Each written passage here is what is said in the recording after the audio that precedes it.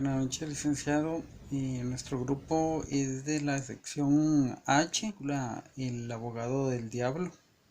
Esta película se basa en la vida de un abogado que se ve obligado a decidir entre sus valores morales, su ética profesional, o los hace a un lado a cambio de ganar un caso, fama, dinero y bienes, ¿verdad?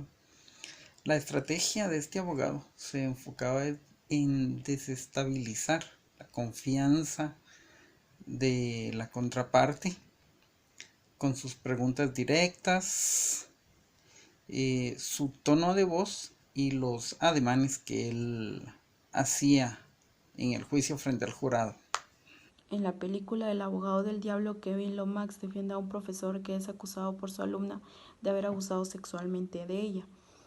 En el juicio ella relata que el profesor le pidió de favor que se quedara después de clases y ella aceptó pensando de que era algo respecto a la escuela.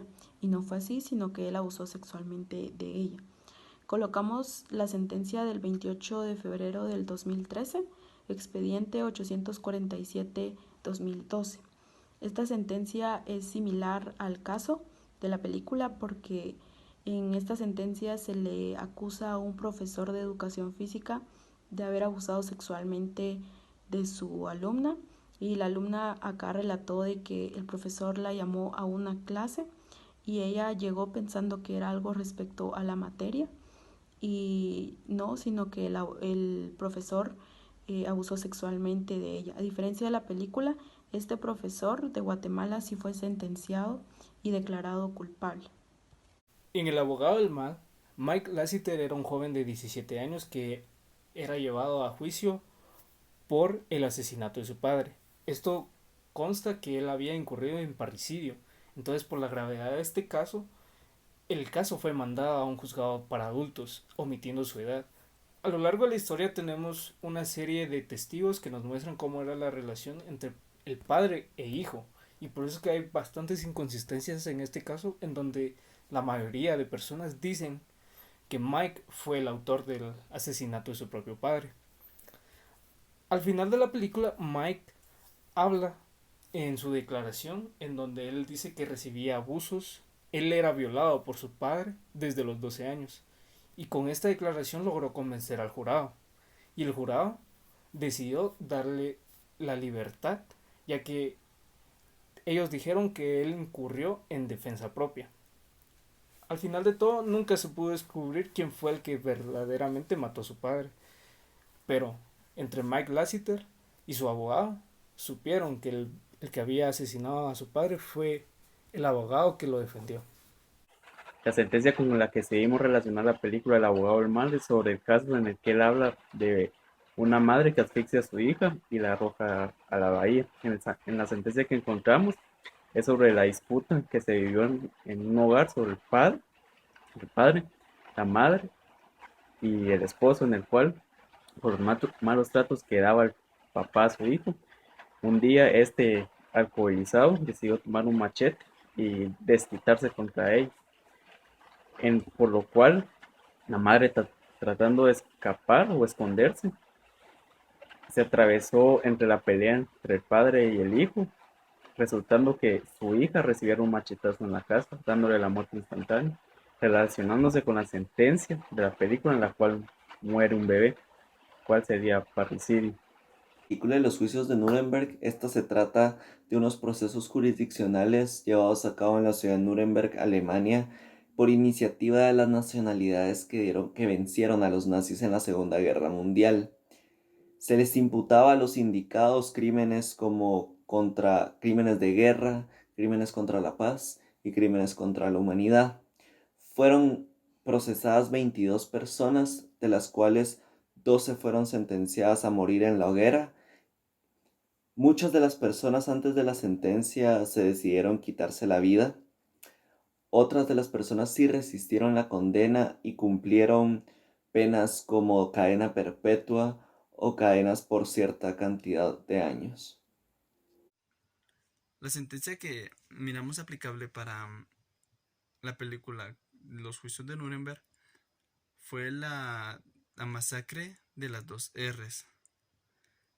dada en 1982, el 6, 7 y 8 de diciembre, durante el periodo presidencial del general Efraín Ríos Montt, en donde se vieron implicados más de 58 generales y comandantes que fueron acusados de dar órdenes para que se convirtieran barbaries contra el pueblo civil, de los cuales cuando hubo juicio la Corte de Constitucionalidad canceló las órdenes de arresto y actualmente solo 4 se encuentran en prisión. De esos 58, 2 han muerto y los demás han salido libres por falta de pruebas. A mí me tocó ver la película ¿Será Justicia? O Veredicto Final. A mí lo que me tocó hacer de la película es explicar la película, o sea, un resumen de la película, y también explicar las estrategias que usaron los abogados, tanto el abogado defensor de la víctima como la parte contraatacante, que es el abogado defensor de los acusados. También hice mi análisis personal y explicar qué era lo que pretendía el abogado de la defensa, que lo que pretendía era hacer justicia. La sentencia relacionada con la película Veredicto Final es la número 189-2001 de la Corte Suprema de Justicia Penal del 7 de mayo de 2002.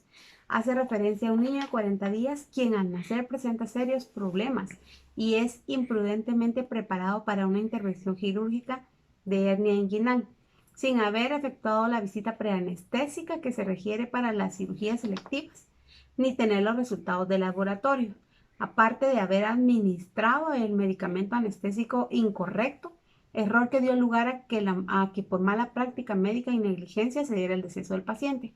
En la película se hace mención que la señora llega por parto y se le aplica el anestésico incorrecto, aparte de haber tenido una hora de haber ingerido alimentos, donde muere el neonato y ella queda vegetativa para toda su vida.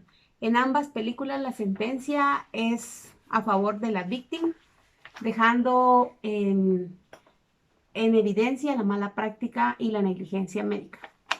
La verdad es una película que trata sobre el asesinato de un arzobispo.